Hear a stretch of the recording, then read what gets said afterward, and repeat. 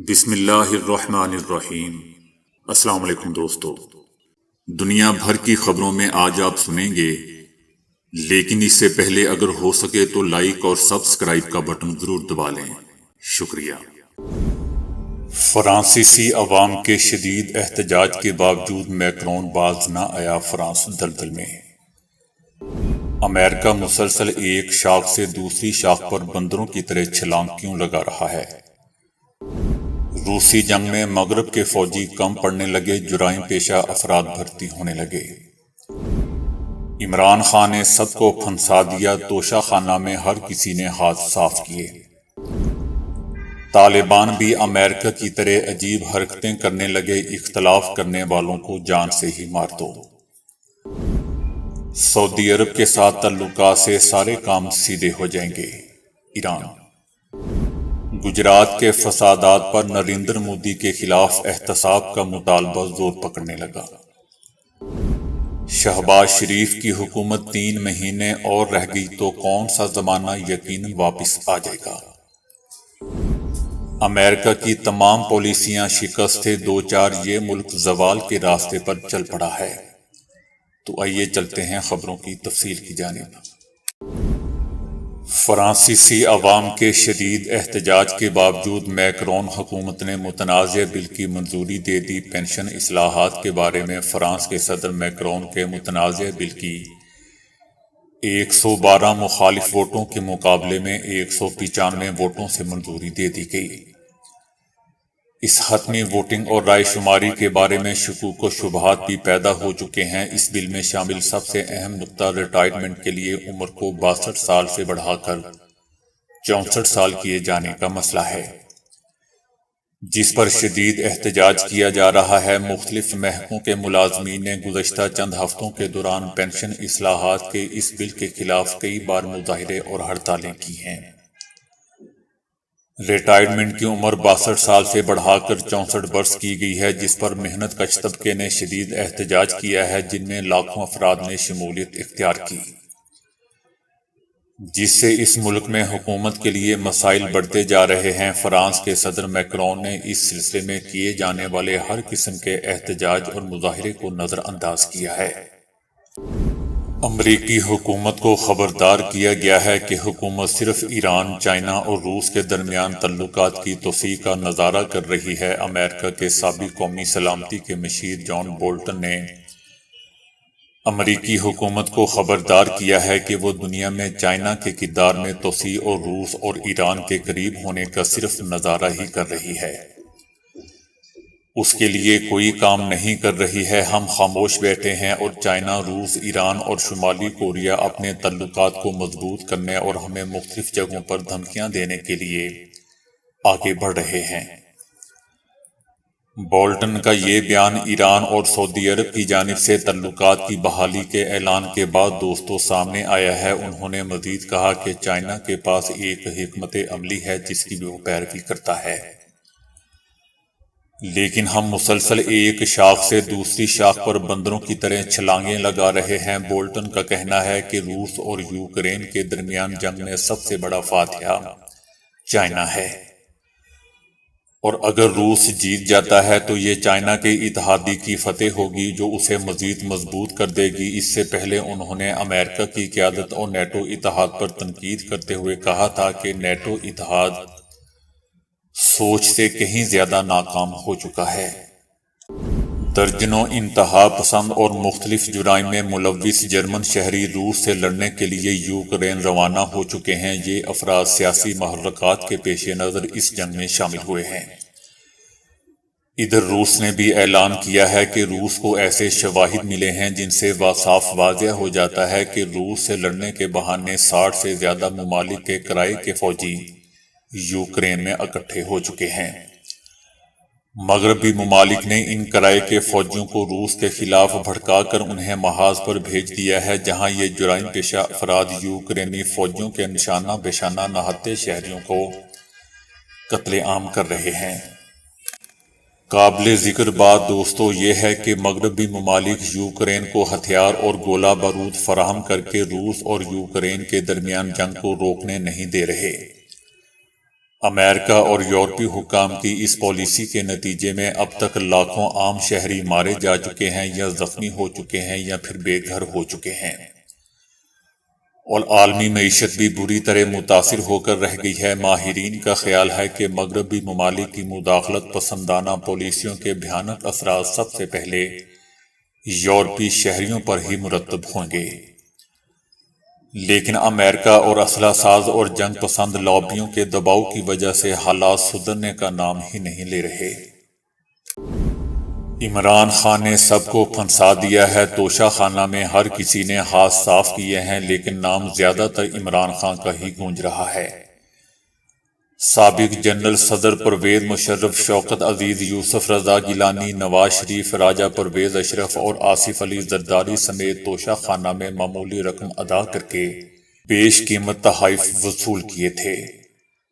وزیر اعظم شہباز شریف اور صدر عارف الوی کا توشہ خانہ ریکارڈ بھی آ گیا ہے۔ کچھ نے تو کم مالیت کے بیشتر تحائف کوئی رقم ادا کیے بغیر ہی رکھ لیے، کیونکہ 2022 میں 10,000 روپے سے کم مالیت کے تحائف بغیر ادائیگی کے رکھنے کا قانون تھا۔ طالبان قیادت کی طرف سے آئے روز ایسے متنازع بیانات سامنے آتے رہتے ہیں جن کے نتیجے میں عوام میں غم و غصے کی لہر دوڑ جاتی ہے۔ ایک ایسا ہی متنازع بیان طالبان کے اعلیٰ تعلیم کے وزیر کی طرف سے آیا ہے کہ جو بھی حکومت کی مخالفت کرے اسے جان سے ہی مار دیا جانا چاہیے۔ انہوں نے کہا کہ جو لوگ حکومت کو الفاظ، قلم یا عمل سے غیر مستحکم کرتے ہیں انہیں اڑا دینا چاہیے۔ ایسا لگتا ہے دوستوں کہ طالبان تحریک کے اندر پھوٹ زوروں پر ہے۔ گزشتہ موسم گرما سے افغانستان پر قابض طالبان حکومت میں وزیر داخلہ سراج الدین حقانی نے حکومت کے لیے شورا کونسل کے قیام کے لیے تحریک کے اندر کچھ سرکردہ رہنماؤں کے ساتھ ایک اندرونی تحریک کی قیادت کرنا شروع کر دی ہے۔ سراج الدین حقانی طالبان امیر ہیبت اللہ کی طرف سے اقتدار کی اجارہ داری پر ان کی پالیسیوں سے اختلاف کرتے ہیں۔ سراج الدین حقانی طالبان تحریک کے بانی ملا عمر کے بیٹے یعنی وزیر دفاع محمد یعقوب کو اپنی طرف مائل کرنے میں کامیاب رہے ہیں۔ یہ بھی ظاہر ہوتا ہے کہ حقانی اور یعقوب عسکری طور پر قیادت کو تبدیل نہیں کرنا چاہتے اور لیڈر کے رویے کو تبدیل کرنے کے لیے پرامن طریقہ کار پر کاربند ہیں۔ طالبان حکومت کے کچھ وزراء نے ہیبت اللہ کو ایک خط بھیجا تھا جس میں ان سے لڑکیوں کی تعلیم اور خواتین کے کام پر پابندی پر نظر ثانی کرنے کو کہا تھا، تاہم انہوں نے ایک ہی جملے میں جواب دیا تھا کہ اگر آپ یہ ثابت کر سکتے ہیں کہ اسلام 12 سال سے بڑی عمر کی لڑکیوں کو گھر سے نکلنے کی اجازت دیتا ہے تو میں لڑکیوں کو تعلیم اور کام کرنے کی اجازت دے دوں گا۔ افغان حکومت دوستو، عالمی برادری کے درمیان ایک بڑا خلا پیدا ہو چکا ہے اور عالمی برادری طالبان حکومت کو قبول کرنے میں ہچکچا رہی ہے۔ سراج الدین حقانی نے کہا تھا کہ اگر آئندہ مارچ تک تعلیمی سال کے آغاز پر تعلیم کے بارے میں کوئی فیصلہ جاری نہ کیا گیا اور ہیبت اللہ کی مداخلت کو نہ روکا گیا تو وہ اپنے موقف سے پیچھے نہیں ہٹیں گے۔ ایران کا کہنا ہے کہ سعودی عرب کے ساتھ تعلقات کو معمول پر لانے کے معاہدے سے یمن میں جنگ کے خاتمے اور تنازع کے سیاسی حل کی راہ ہموار ہوگی۔ سعودی عرب اور ایران کے درمیان سفارتی تعلقات کی بحالی سے جنگ بندی میں تیزی آئے گی، قومی بات چیت شروع کرنے اور یمن میں ایک جامع قومی حکومت تشکیل میں مدد ملے گی۔ دونوں ممالک کے درمیان سیاسی تعلقات کی بحالی مغربی ایشیا اور عالم اسلام پر مثبت اثر ڈالے گی۔ سعودی عرب اور ایران نے دوستو جمعے کے روز ایک تاریخی معاہدے کا اعلان کیا تھا جس میں 7 سال کی کشیدگی کے بعد چائنا کی ثالثی میں سفارتی تعلقات بحال کرنے اور سفارت خانے دوبارہ کھولنے پر اتفاق کیا گیا تھا۔ خلیجی ممالک طویل عرصے سے ایران پر الزام عائد کرتے رہے ہیں کہ وہ خطے میں خاص طور پر عراق، لبنان، شام اور یمن میں اپنے شیعہ پراکسی نیٹ ورک کی مالی اور فوجی امداد کے ذریعے مشرق وسطی میں تشدد کے شعلوں کو ہوا دے رہا ہے۔ یمن 2014 سے ایک میدان جنگ بنا ہوا ہے جہاں دونوں فریقوں کو ایک طرف سعودی عرب اور دوسری طرف ایران کی حمایت حاصل تھی۔ خطے میں امریکی اور برطانوی بحریہ نے متعدد بار یمن جانے والے بحری جہازوں پر ایرانی ساختہ ہتھیاروں کی بہت بڑی کھیپ کو روکا ہے۔ چائنا کی سالسری میں ہونے والی بڑی سفارتی پیش رفت کو تجزیہ کاروں نے تنازعات کے خاتمے کی طرف ایک بڑی پیش رفت قرار دیا ہے۔ مختلف شعبہ جات سے تعلق رکھنے والوں نے امریکی میڈیا پر زور دیا ہے کہ گجرات میں 2002 کے واقعات کے لیے بھارتی وزیر اعظم نریندر مودی کا احتساب کیا جائے۔ مودی پر بی بی سی کی دستاویزی فلم امریکہ میں ایک پینل کو دکھائی گئی ہے۔ فلم کی سکریننگ کے بعد امریکی میڈیا سے مطالبہ کیا گیا ہے کہ گجرات فسادات کے حقائق سامنے لاتے ہوئے مودی کا کڑا احتساب کیا جائے۔ بی بی سی کی فلم میں برطانوی دفتر خارجہ کی ایک رپورٹ کو بھی بیان کیا گیا ہے جس میں سیکرٹری خارجہ نے کم از کم 2000 مسلمانوں کو مارنے کی تصدیق کرتے ہوئے لکھا تھا کہ یہ مسلم نسل کشی کا واضح ثبوت ہے۔ گجرات پولیس کے ایک سینئر اہلکار سنجیو بھٹ نے بتایا کہ فسادات کے بعد میں کئی میٹنگوں میں موجود تھا اور 2011 میں بھارتی سپریم کورٹ کی تحقیقات میں مودی کے خلاف گواہی بھی دی تھی۔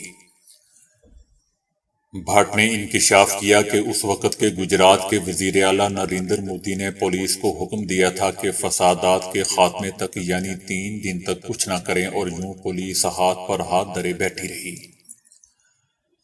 سنجیو بھٹ نے اس پر احتجاج بھی کیا تھا اور مودی کے خلاف گواہی بھی دی تھی جس کی پاداش میں 2019 میں ایک پرانے الزام میں انہیں عمر قید کی سزا بھی سنائی گئی۔ ایک اور چشمدید گواہ عمران داؤد نے بتایا کہ جنونی فسادیوں نے مسلمانوں پر ویسے ہی حملے کیے تھے، وہی حربے استعمال کیے تھے جو نازی جرمنی میں کیا کرتے تھے۔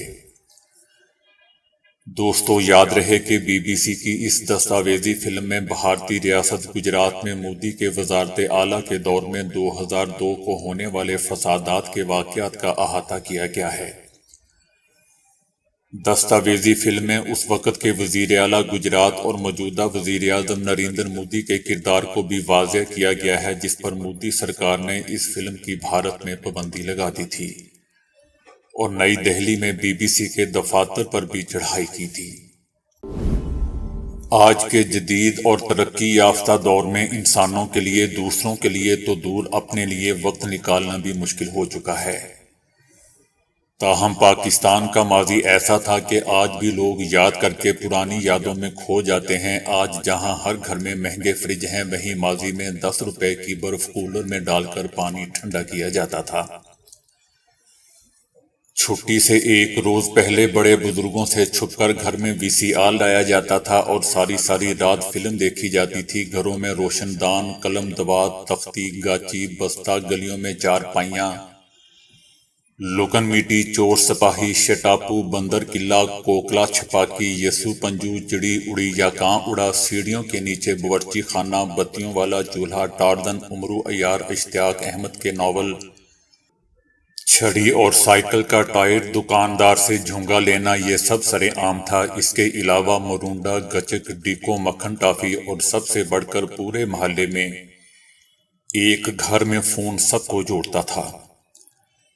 یہ سب چیزیں دوستو ماضی میں کھو چکی ہیں۔ بھانڈے کلی کروا لو، بندر کا تماشا، بچے کی پیدائش پر خواجہ سراؤں کا ناچنا، چھت پر سونا، دوپٹے کے پلو میں بندے پیسے، چھت پر ٹی وی کا انٹینا ماضی کا قصہ بن چکے۔ ڈائری میں اقوال زریں اور اشعار لکھنا، ٹی وی کے اوپر خوبصورت غلاف چڑھائے رکھنا، کسی کے تالا لگے ٹیلی فون کے کریڈل سے ٹک ٹک کر کے کال ملانے کی کوشش کرنا، براتیوں پر سکے پیسے لوٹنا، محلے میں پھولیاں بانٹنا اور لینا اور کہنا کہ میرے بھائی کی بھی دے دو، سب پرانا ہو چکا۔